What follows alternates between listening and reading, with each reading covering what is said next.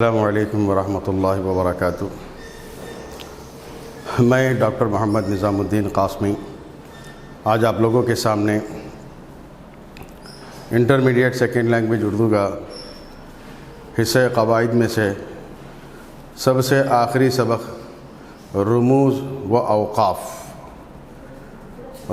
اوقاف کے سبق کو لے کر حاضر ہوا ہوں۔ حصہ قواعد کا یہ آخری سبق ہے۔ اس سے پہلے نحو کے تعلق سے اور سابقے اور لاحقے کے تعلق سے، محاوروں کے تعلق سے، متضاد اور مترادف الفاظ کے تعلق سے، اور اسی طریقے سے حروف اور اس کی اقسام، یہ تفصیلی بحث سے تفصیلی سبق ہو چکے۔ آج جو ہے رموز و اوقاف کا سبق لے کر آپ لوگوں کے سامنے حاضر ہوا ہوں۔ اگر آپ لوگوں کے ہاتھ میں درسی کتاب ٹیکسٹ بک ہے تو آپ اپنی کتابوں کو کھول لیجئے اور صفحہ نمبر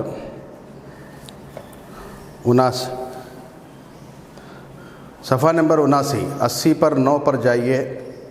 وہاں پر لکھا ہوگا رموز و اوقاف۔ آپ اس سبق کو غور سے دیکھیں۔ انشاءاللہ تعالی آج کے درس کے اندر رموز اور اوقاف کے تعلق سے بتلایا جائے گا۔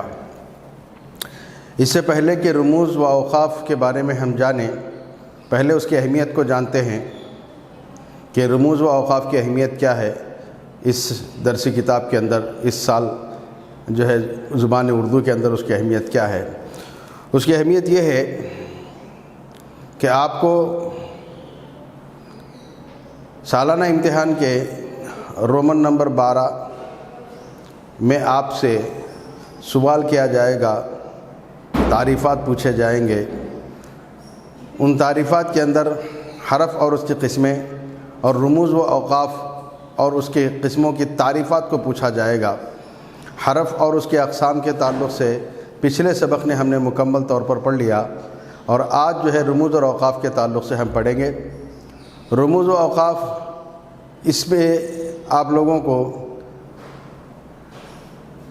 رموز اور اوقاف کی 8 قسمیں بتائی جائیں گی۔ آپ لوگوں کو ان 8 قسموں کی تعریف کو پڑھنا ہوگا، سمجھنا ہوگا، اور اس کو بغیر دیکھے کہ لکھنے کی عادت ڈالنی ہوگی، کیونکہ رومن نمبر 12 کے اندر جو سوالات کیے جائیں گے وہ حرف اور اس کے اقسام اور رموز اور اس کے اوقاف کے سبق کے تعلق سے ہی تعریفات کے سوالات کیے جائیں گے۔ تو لہذا آپ لوگوں کو چاہیے کہ ان کی تعریفات کو پڑھیں اور اس کو سمجھیں اور برزبان اس کو یاد کریں اور بغیر دیکھے کہ لکھنے کی کوشش کریں۔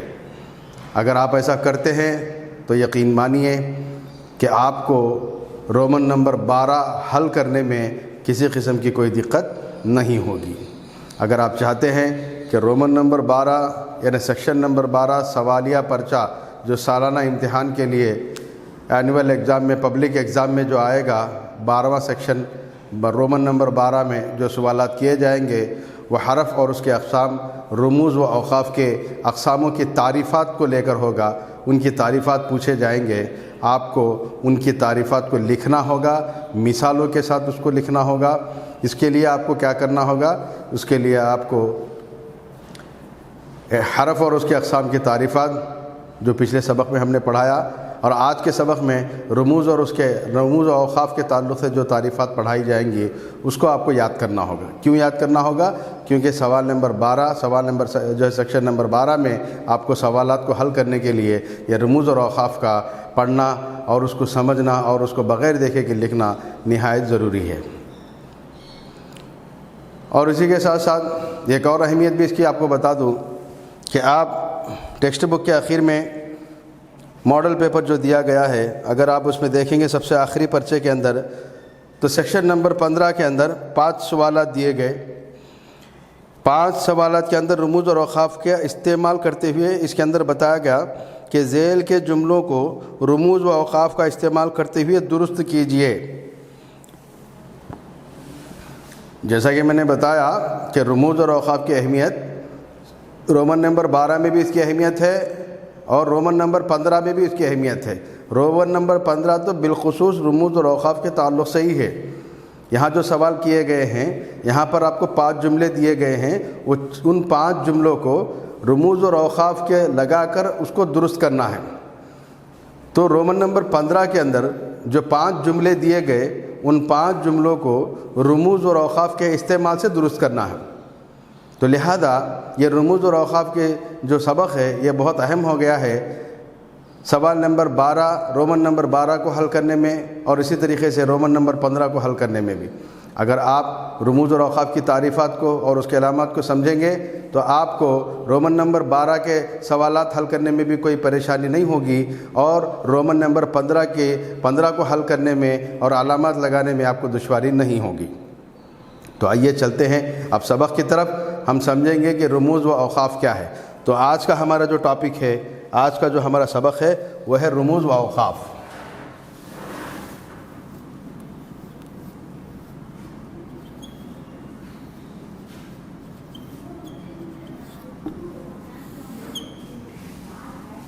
رموز و اوقاف، آپ کتاب کے اندر دیکھیے صفحہ نمبر 79 کے اندر 80 پر 9 صفحہ نمبر دیکھیے، اس کے اندر رموز اور اوقاف کی تعریف کی گئی ہے۔ بتایا گیا ہے کہ رمز کی جمع ہے جس کے معنی ہے اشارہ یا علامت کے۔ رموز جو ہے رمز جس کے معنی اشارہ یا علامت کے آتے ہیں، نشانی کے آتے ہیں۔ اوقاف وقف کی جمع ہے جس کے معنی ٹھہرنے کے ہیں۔ وقف کے معنی ٹھہرنا، یہ وقف اوقاف کی واحد ہے اور اوقاف اس کی جمع ہے۔ اوقاف کے معنی رکنے کے ہیں، رموز کے معنی علامت کے ہیں۔ جو عبارت کو یہ وہ خاص علامتیں جو عبارت کو صحیح طور پر پڑھنے کے لیے ضروری ہوتی ہیں انہیں رموز و اوقاف کہتے ہیں۔ رموز اور اوقاف کسے کہتے ہیں؟ وہ علامتیں ہیں جو عبارت کو ذرا صحیح طور پر سمجھنے کے لیے، صحیح طور پر پڑھنے کے لیے ہمارے لیے ضروری ہوتے ہیں، اسے رموز اور اوقاف کہتے ہیں۔ یعنی رموز اور اوقاف ایسی علامتیں، ایسی نشانیاں جس کے ذریعے سے ہم اردو عبارت کو بآسانی سے سمجھ سکیں گے، پڑھ سکیں گے اور سمجھ سکیں گے۔ اور اسی طریقے سے ان علامتوں سے ہمیں پتہ چلتا ہے کہ کہاں رکنا ہے اور کتنا رکنا ہے۔ یہ رموز اور اوقاف کی علامتوں سے ہمیں پتہ چلے گا کہ کہاں رکنا ہے اور کتنی دیر رکنا ہے۔ اس سے یہ فائدہ ہے کہ سننے والے کو بات اچھی طرح سے سمجھ میں آتی ہے اور پڑھنے والے کو سکون ملتا ہے۔ کتاب کے اندر رموز اور اوقاف کی تعریف یوں کی گئی ہے کہ رموز رمز کی جمع ہے جس کے معنی علامت یا نشانی کے ہیں، اور اوقاف جو ہے وقف کی جمع ہے جس کے معنی ٹھہرنے کے ہیں۔ رموز اور اوقاف وہ خاص علامتیں ہیں جن کے ذریعے سے ہمیں پتہ چلتا ہے کہ عبارت کو، یعنی فن پارہ اردو کی جو عبارت ہے اس عبارت کو ہمیں کہاں روکنا ہے، کتنی دیر رکنا ہے، کیسے پڑھنا ہے، کیسے جو ہے اس کی عبارت خوانی کرنی ہے۔ یہ تمام کی تمام چیزیں ہمیں رموز اور اوقاف کے ذریعے سے سمجھ میں آتی ہیں۔ ہم عبارت کے اندر رموز اور اوقاف کی علامتوں کو سمجھ کر اگر ہم پڑھیں گے تو ہمارے لیے پڑھنے میں کوئی دشواری نہیں ہوگی، اور پڑھنے کے ساتھ ساتھ سمجھنے والے کو بڑا اطمینان ہوگا، سمجھ میں آئے گا۔ عبارت جو ہے رموز اور اوقاف کا خیال کرتے ہوئے اگر ہم پڑھیں گے تو سننے والے کو اطمینان ہوگا، سننے والے کو یہ عبارت اچھی طریقے سے سمجھ میں آ سکے گی۔ تو لہذا رموز اور اوقاف کی اہمیت یہ ہے کہ عبارت کو بحسن خوبی سمجھنے کے لیے رموز اور اوقاف کا ہونا نہایت ضروری ہے۔ رموز اور اوقاف کا ہونا ہی صرف ضروری نہیں ہے بلکہ اس کا استعمال بھی ضروری ہے کہ رموز اور اوقاف کو ہم کہاں اور کس طریقے سے اس کا استعمال کریں۔ آئیے آگے چلتے ہیں۔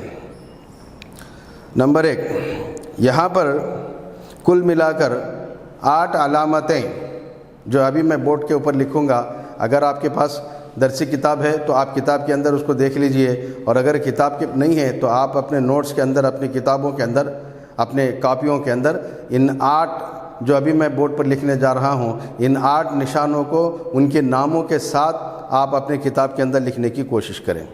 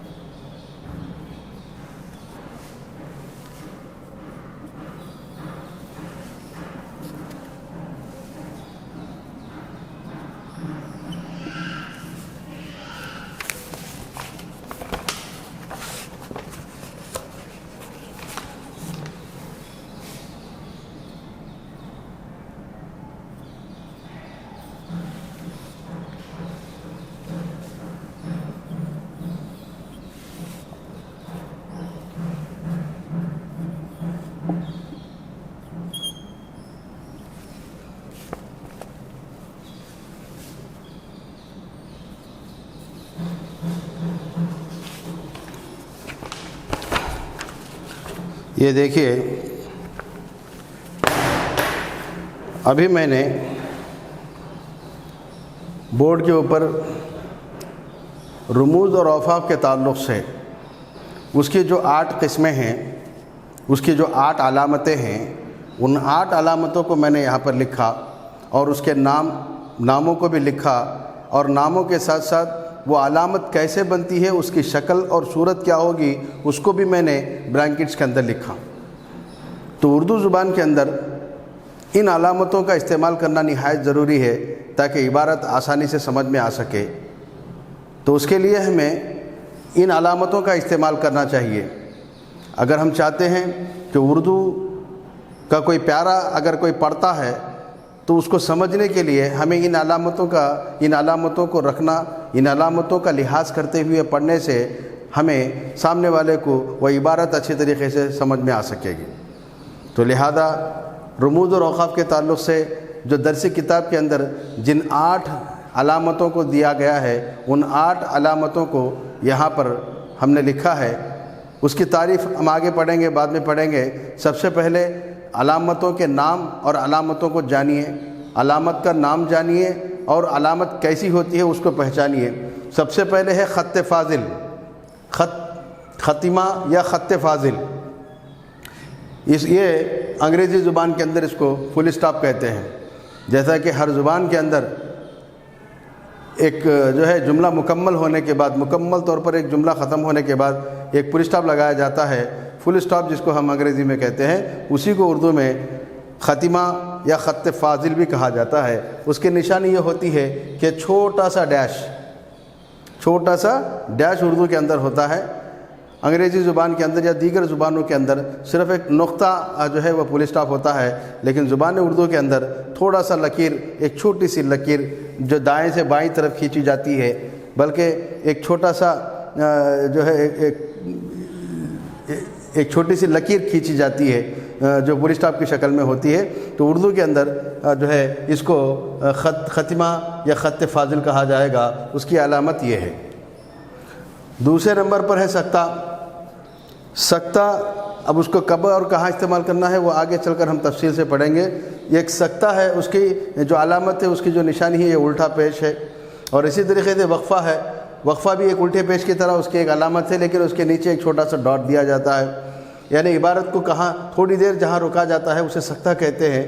جہاں تھوڑی دیر رکا جاتا ہے وہاں پر یہ نشانی یعنی سکتے والی نشانی لگائی جاتی ہے۔ جہاں پر زیادہ رکنا، وقفہ کرنا ہوتا ہے تو وہاں پر یہ اس قسم کی نشانی لگائی جاتی ہے جو الٹا پیش اور اس کے نیچے نقطے کی شکل ہوتی ہے۔ اور اسی طریقے سے رابطے کے پاس یہ 2 نقطے لگائے جائیں گے۔ یہ جتنے بھی برانکٹس میں جو علامتیں دی گئی ہیں وہ علامتیں ہی اصل ہے۔ اب برانکٹس کے اوپر آپ غور نہ کریں، برانکٹس اس لیے دیے گئے ہیں تاکہ اس علامت کو بخوبی سمجھ سکے۔ تو لہذا جو 2 نقطے کی جو علامت ہے یہ رابطے کی علامت ہے۔ اب رابطہ کسے کہتے ہیں، عبارت میں کیا ہے، وہ انشاءاللہ تفصیل آگے چل کر پڑھیں گے۔ اسی طریقے سے یہ جو نشان ہے انگریزی کے اندر جو ہے اس کو الگ دیا جائے گا۔ انگریزی کے اندر اس طرح سوالیہ نشان ہوگا، لیکن اردو کے اندر الٹا گھما کر جو ہے سوالیہ نشان بنایا جاتا ہے۔ اس کو سوالیہ نشان کہتے ہیں۔ یعنی جب عبارت کے اندر کوئی سوال کیا جاتا ہے تو وہ سوال کے آخر میں چل کر اس نشانی کو لگایا جاتا ہے۔ اسی طریقے سے قوسین کا مطلب بریکٹس، یعنی 2 طرف سے جو ہے دونوں طرف جو ہے اس طریقے کی شکل اور علامت بنائی جائے گی، تو اس کو برانکٹس جو ہوتے ہیں اس کو اردو زبان میں قوسین کہتے ہیں۔ قوسین کے معنی برانکٹس ہیں جو اس شکل میں ہوتے ہیں۔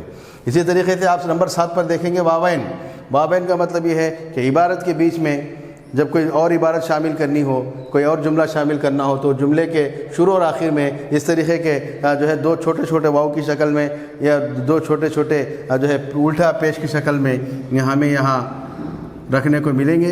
یہ شکل جو ہے یہ واوین اس کو کہتے ہیں۔ یہ جو ہے عبارت کے اندر ایک اور کوئی عبارت یا یہ کوئی کسی کی قول یا کسی کی کہاوت کو نقل کرنا ہے تو یہ واوین کا استعمال کیا جاتا ہے۔ تو بہرحال واوین جو ہے اس طریقے کی وہ علامت ہوتی ہے، اس کو واوین کہا جاتا ہے، جسے انگریزی کے اندر جو ہے انورٹڈ کاماس کہتے ہیں۔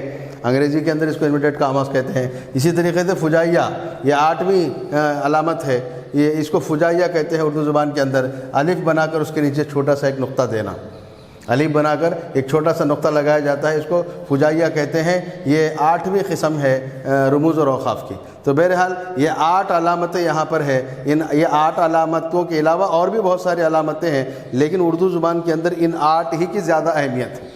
ان 8 علامتوں کے ذریعے سے کوئی بھی زبان، چاہے اردو زبان ہی نہیں، کوئی بھی زبان جو ہے آسانی سے وہ عبارت سمجھ میں آتی ہے۔ جب پڑھنے والا کوئی عبارت پڑھتا ہے اور پڑھتے وقت ان علامتوں کا خیال کرتے ہوئے اگر پڑھے گا تو سننے والے کو اچھی طریقے سے بات سمجھ میں آ سکے گی۔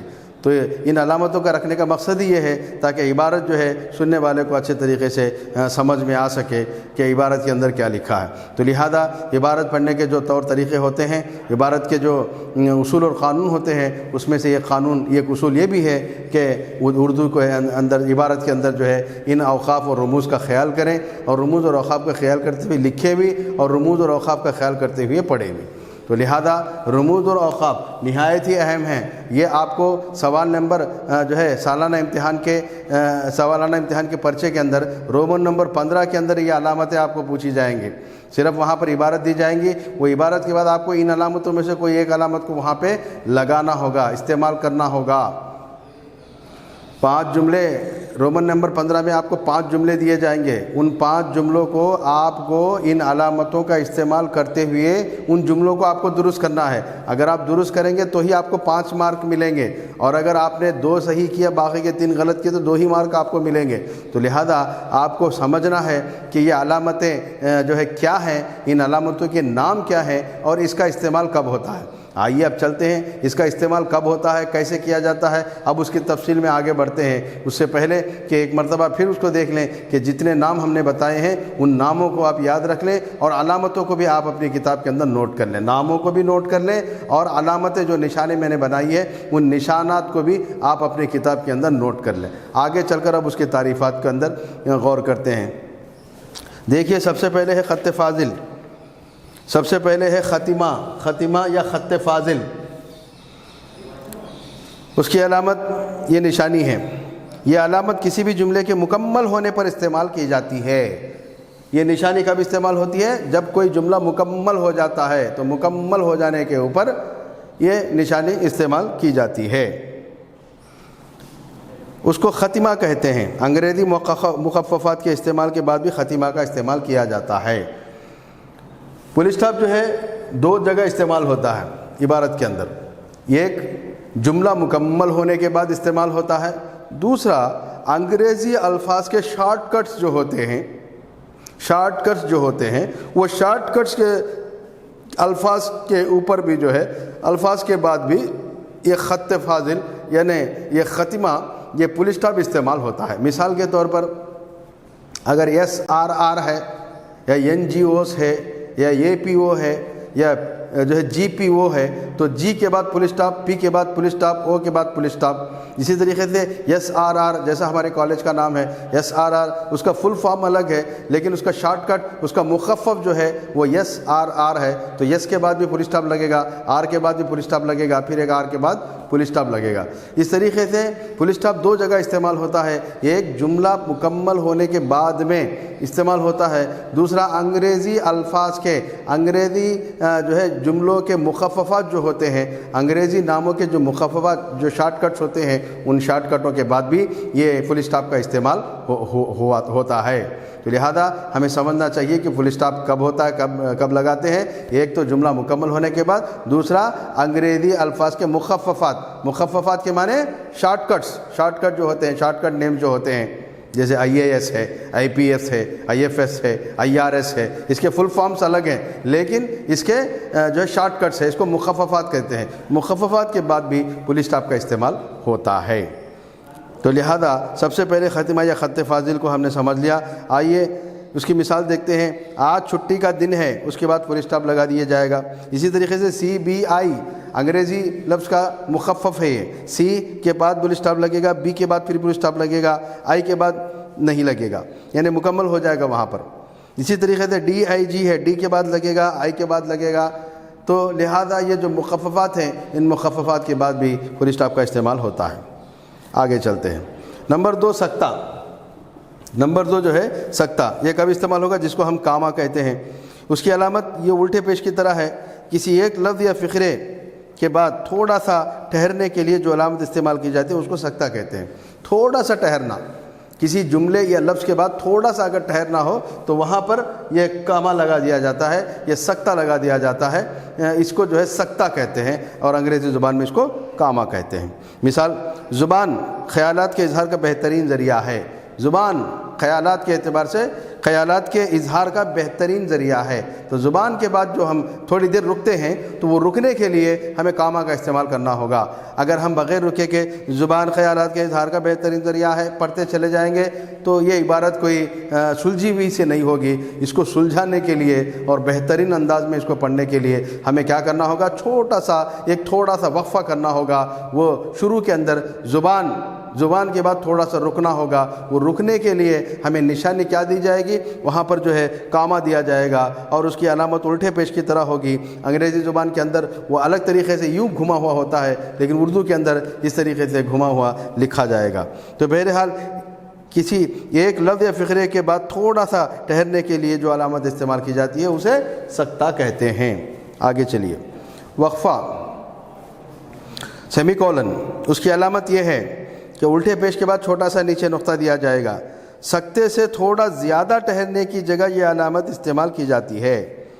سکتے سے زیادہ ٹھہرنا، سکتے پہ تھوڑی دیر ٹھہرنا، لیکن وقفے پر تھوڑی دیر زیادہ ٹھہرنا۔ مثال کے طور پر، جو جاگے گا سو پائے گا، جو جاگے گا سو پائے گا، اگر ایسا پڑھیں گے بغیر رکے کے، یا جو جاگے گا سو پائے گا تھوڑی دیر رک کر اگر ہم پڑھیں گے تو یہ دونوں عبارتیں پڑھنا درست نہیں ہوگا، سامنے والے کو صحیح طریقے سے عبارت سمجھ میں نہیں آئے گی۔ اگر سامنے والے کو صحیح طور سے عبارت سمجھ میں آنا ہے جو کچھ ہم پڑھ رہے ہیں تو اس کے لیے کیا کرنا ہوگا؟ ان سکتوں کا، وقوف کا اور جو ہے خطوں کا، ان تمام کا لحاظ رکھتے ہوئے ہمیں پڑھنا ہوگا۔ اب سکتے کے پاس ہم کیا، وقفے کے پاس ہم کیا کریں گے؟ وقفے کے پاس تھوڑا سا زیادہ رکیں گے بنسبت سکتے کے، وقفے کے پاس سکتے کے بنسبت ذرا زیادہ رکیں گے۔ مثال کے طور پر دیکھیے، مثال ہے جو جاگے گا سو پائے گا۔ جو جاگے گا ایک جملہ ہے، سو پائے گا ایک دوسرا جملہ ہے۔ دو جملوں کے درمیان تھوڑی دیر رکنا ہے، رکنے سے بات مکمل طور سے آپ کو سمجھ میں آئے گا۔ جو جاگے گا سو پائے گا، جو سوئے گا وہ کھوئے گا۔ تو لہذا جو جاگے گا کے بعد ہمیں رکنا ہے تو سکتے کے بنسبت وقفے کے اندر تھوڑی دیر زیادہ رکنا ہے۔ سکتے اور وقفے کے اندر بس یہی فرق ہے کہ سکتے میں تھوڑی دیر رکا جاتا ہے، اس کے بنسبت وقفے کے اندر کچھ اور تھوڑی دیر رکا جاتا ہے۔ رکنا دونوں جگہ ہوتا ہے، لیکن ایک جگہ تھوڑا سا رکیں گے، ایک جگہ جو ہے تھوڑا زیادہ رکیں گے۔ جہاں زیادہ رکیں گے اس کو وقفہ کہتے ہیں۔ اسی طریقے سے ایک اور مثال وقفے کی، شاباش اسی طرح کامیابی حاصل کرتے رہو، شاباش اسی طرح کامیابی حاصل کرتے رہو۔ اگر ہم بغیر رکے کے اس عبارت کو یوں پڑھیں گے تو سامنے والے کو مکمل طور پر بات سمجھ میں نہیں آئے گی۔ بات تو سمجھ میں آ جائے گی لیکن صحیح ڈھنگ اور صحیح اسلوب سے سمجھ میں نہیں آئے گی۔ اگر ہم چاہتے ہیں کہ صحیح اسلوب یا ڈھنگ سے سمجھ میں آئے تو ہمیں کیا کرنا ہے؟ ان علامتوں کا خیال کرتے ہوئے پڑھنا ہے۔ مثال کے طور پر، شاباش اسی طرح کامیابی حاصل کرتے رہو، ایسے پڑھنا ہے، شاباش اسی طرح کامیابی حاصل کرتے رہو۔ شاباش کے بعد ہمیں رکنا ہے اور وہاں پر وقفے کا استعمال ہوگا۔ اسی طریقے سے ایک اور مثال، ارے واہ تم نے کمال کر دیا، ارے واہ تم نے کمال کر دیا۔ ارے واہ کے بعد ہمیں وقفہ کرنا ہے، رکنا ہے، تم نے کمال کر دیا اس کے بعد کا جملہ ہے۔ تو اگر ہم ان وقفے کا خیال کرتے ہوئے پڑھیں گے تو یہ جملہ بخوبی ہمیں سننے والے کو، سامع کو سمجھ میں آئے گا۔ اسی طریقے سے نمبر 4 پر چلیے، رابطہ ہے، اس کی نشانی ہے 2 نقطے۔ رابطہ کسے کہتے ہیں؟ رابطہ کب استعمال ہوگا؟ جس کو انگریزی زبان میں کولن کہا جاتا ہے۔ اس کی علامت یہ ہے کہ کسی شخص یا بات کی تفصیل بیان کرنے سے پہلے اس نشان کا استعمال کیا جاتا ہے۔ سچ ہے گیا وقت پھر ہاتھ آتا نہیں، مثال اس کی کہتے ہیں کہ رابطہ کسی شخص یا بات کی تفصیل بیان کرنے سے پہلے اس نشان کا استعمال کیا جاتا ہے۔ کسی شخص یا بات کی کوئی تفصیل بیان کرنے سے پہلے اس کا استعمال کیا جاتا ہے۔ جیسے دیکھیے، سچ ہے گیا وقت پھر ہاتھ آتا نہیں، سچ ہے گیا وقت پھر ہاتھ آتا نہیں۔ سچ ہے کے بعد جو ہے یہ رابطے کی علامت استعمال کی جائے گی جو کہ 2 نقطوں کی شکل میں ہے، اس کو استعمال کیا جائے گا۔ یہ کیا ہوگا؟ کسی جو ہے شخص یا بات کی تفصیل بیان کرنے کے بیان کرنے سے پہلے ایک جملہ ہم سنانا چاہتے ہیں یا کوئی بات ہم بتانا چاہتے ہیں تو وہ بات بتانے سے پہلے وہ جملہ ہم سنانے سے پہلے کچھ اور بات ہمیں کہنا ہے، تو وہ کہنے کے بعد وہ بات سنائی جائے گی، تو جو بات کہی جائے گی اس کے بعد 2 نشانے لگا جائیں گے، جیسا کہ سچ ہے گیا وقت پھر ہاتھ آتا نہیں۔ بولنے والا کیا بولنا چاہتا ہے؟ گیا وقت پھر ہاتھ آتا نہیں، یہ اطلاع دینا چاہتا ہے، لیکن اس سے پہلے اس جملے کو ذرا تاکید پیدا کرنے کے لیے کہتا ہے سچ ہے گیا وقت پھر ہاتھ آتا نہیں۔ تو سچ ہے ایک الگ جملہ ہے، گیا وقت پھر ہاتھ آتا نہیں ایک الگ جملہ ہے۔ سچ ہے کے بعد یہ رابطے والی نشانی لگا کر پڑھنے سے عبارت بخوبی سمجھ میں آئے گی۔ تو رابطے کا استعمال کب ہوگا؟ کسی چیز کو یا کسی بات کو بتانے سے پہلے اس کا استعمال کیا جاتا ہے۔ کسی شخص یا بات کی تفصیل بیان کرنے سے پہلے اس نشان کا استعمال کیا جاتا ہے۔ اسی طریقے سے رابطے کی مثال دیکھیے، ایک اور مثال، اس دن کا حال سنو، 9 بجے کا وقت تھا، کالج کی گھنٹی بجی، اچانک بارش شروع ہو گئی۔ اصل میں بتانا یہ تھا کہ 9 بجے کا وقت تھا، کالج کی گھنٹی بجی، اچانک بارش شروع ہو گئی، اس بات کو بتانا تھا، لیکن اس سے پہلے اس دن کا حال سنو، یہ ایک جملہ ہے، اس کے بعد باقی جو جملہ ہے وہ دوسرا جملہ ہے۔ یہ 2 جملوں کے درمیان میں بات بتانے سے پہلے اصل بات بتانے سے پہلے یہ رابطے کا استعمال کیا جاتا ہے، رابطے کی علامت کا استعمال کیا جاتا ہے تاکہ عبارت کو اچھے طریقے سے سمجھ سکے۔ ایک تیسری مثال، کیا خوب سودا نقد ہے، اس ہاتھ دے اس ہاتھ لے۔ کیا خوب سودا نقد ہے، اس ہاتھ دے اس ہاتھ لے۔ ایک مثال دی ہے درسی کتب کے اندر، یہاں پر بتانا مقصد اس ہاتھ دے اس ہاتھ لے، یہ بتانا مقصود ہے، یہ بتانے سے پہلے اس رابطے کا استعمال کیا گیا تاکہ عبارت بخوبی سمجھ میں آ سکے۔ اب اس کے بعد ہے علامت نمبر 5 جو کہ سوالیہ ہے، اس کی جو علامت ہے وہ یہ ہے کہ عام طور پر انگریزی زبان کے اندر جو سوالیہ نشان ہوتا ہے، جس کو انگریزی زبان میں کوشچن مارک کہتے ہیں، یہ کوشچن مارک اردو میں اس کو سوالیہ نشان یا سوالیہ نشان کہتے ہیں۔ یہ کب استعمال ہوگا؟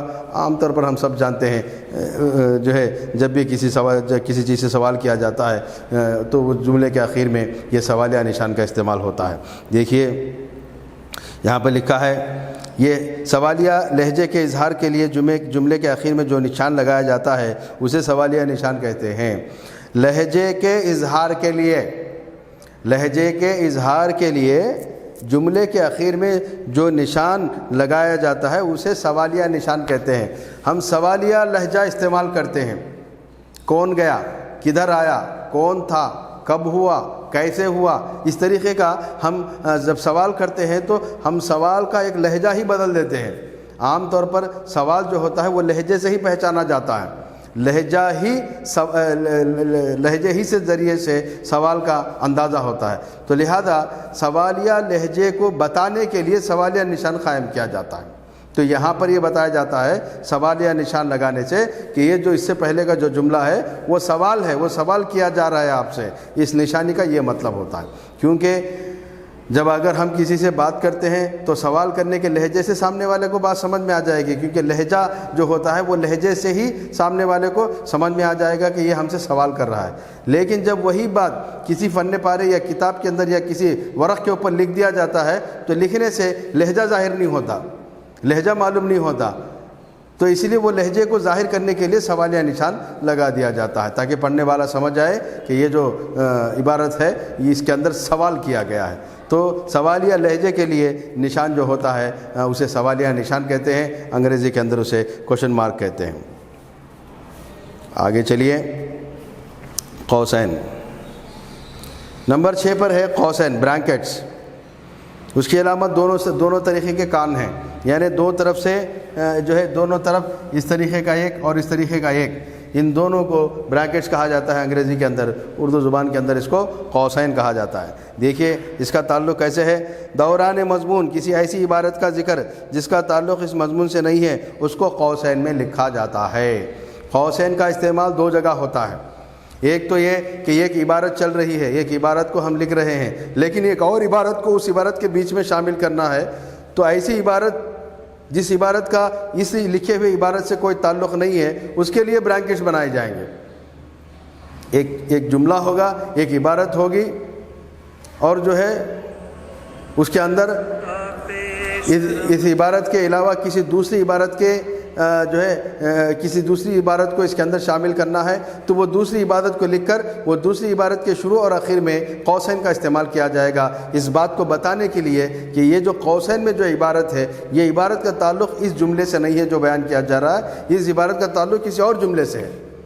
اس بات کو بتانے کے لیے قوسین کا استعمال ہوتا ہے۔ اور ایک جگہ بھی قوسین کا استعمال ہوتا ہے، مثال کے طور پہ دوسری زبان کے الفاظ کے لیے بھی قوسین کا استعمال ہوتا ہے۔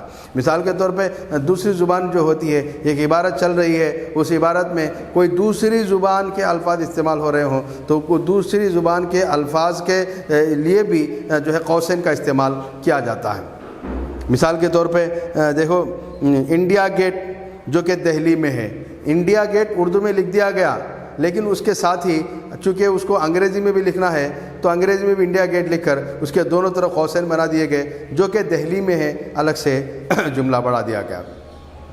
تو لہذا یہ قوسین کا جو استعمال ہوتا ہے وہ دو جگہ ہوتا ہے، ایک جو مضمون چل رہا ہے، جو عبارت چل رہی ہے، جو جملہ چل رہا ہے، اس کے اندر کسی اور جملے کو یا کوئی اور مضمون کو شامل کرنا ہے تو اس میں شامل کرنے کے بعد وہ الگ سے جملے کے دونوں طرف جو ہے قوسین کو لگایا جائے گا، اس بات کو بتانے کے لیے کہ قوسین کے بیچ میں جو عبارت ہے اس کا تعلق اس جملے سے نہیں ہے بلکہ کسی اور جملے سے۔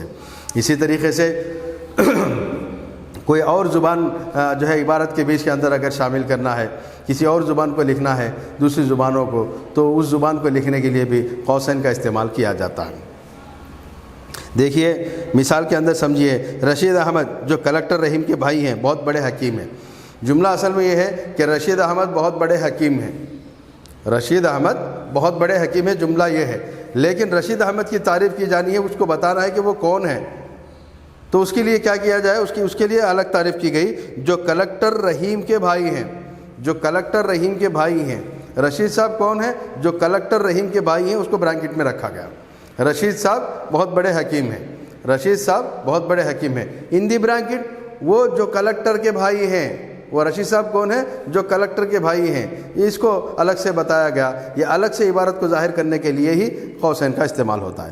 اسی طریقے سے انڈیا گیٹ جو کہ دہلی میں ہے، انڈیا گیٹ اردو میں لکھا گیا، اس کے بعد برانکٹ میں انگریزی میں انڈیا گیٹ لکھا گیا جو کہ دہلی میں ہے، بعد میں بڑھایا گیا، تو لہذا انڈیا گیٹ اردو میں بھی ہے، اب دوسری زبان کا ہونے کی وجہ سے اس کو جو ہے الگ برانکٹ کے اندر اس کو لکھا گیا، تو لہذا یہ قوسین کا استعمال یہ دونوں جگہ ہوتا ہے، اس کا خیال رکھیں۔ آگے بھی لکھتے ہیں، قوسین کا استعمال احتیاط سے کرنا چاہیے، اس کا بے وقت استعمال عبارت کو بے ربط بنا دیتا ہے جس سے پڑھنے میں دقت ہوتی ہے۔ قوسین کا استعمال بہت نازک ہے، بہت جو ہے اہم ہے، استعمال جو ہے کہاں کرنا ہے، کیسے کرنا ہے، دیکھ سنبھل کر کرنا چاہیے۔ اگر قوسین کا غلط استعمال ہوا تو عبارت بگڑ جائے گی، جس کی وجہ سے پڑھنے والے کو بات پوری طریقے سے سمجھ میں نہیں آ سکے گی۔ اب آگے چلتے ہیں، علامت نمبر 7 جس کو واوین کہتے ہیں، انورٹڈ کاماس، اس کی علامت جو ہے یہ الٹے پیش کی طرح ہے۔ دیکھیے واوین الٹا پیش ادھر ہے، دو ادھر ہے، دو ادھر ہے، اس کو واوین کہتے ہیں۔ یہ کب استعمال ہوتا ہے؟